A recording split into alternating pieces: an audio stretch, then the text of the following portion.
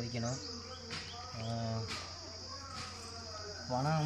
பனங்காய் இது வந்து அந்த கிராமமாக இருக்கிறதுனால நம்ம எவ்வளோ பேர் சிங்கப்பூர் இங்கே இந்த மாதிரி கிராமத்துலேருந்து, அதுவும் நம்ம சிவகங்கை, ராமநாதபுரம், புதுக்கோட்டை இந்த சைட்லேருந்து எல்லாருமே சிங்கப்பூரில் தான் இருக்காங்க. அவங்களாம் வந்து இதை பார்த்தா ஃபீல் ஆகும், உங்களை எந்த அளவுக்கு நீங்கள் மிஸ் பண்ணுறீங்கன்னு சொல்லுங்கள். அதே மாதிரி நிறையா பேர் சென்னையில் இது என்னன்னே தெரியாதவங்க நிறைய பேர் இருக்காங்க.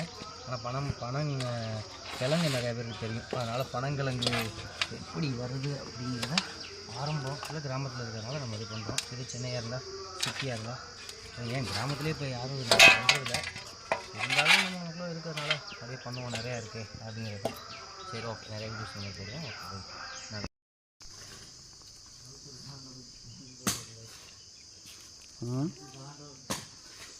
பார்த்திங்கன்னா அது ஃபுல்லாக அடிக்காச்சு.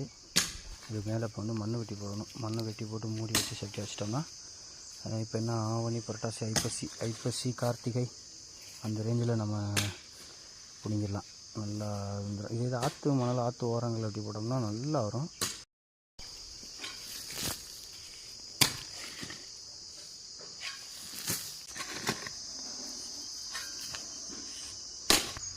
கிளறி அகத்தி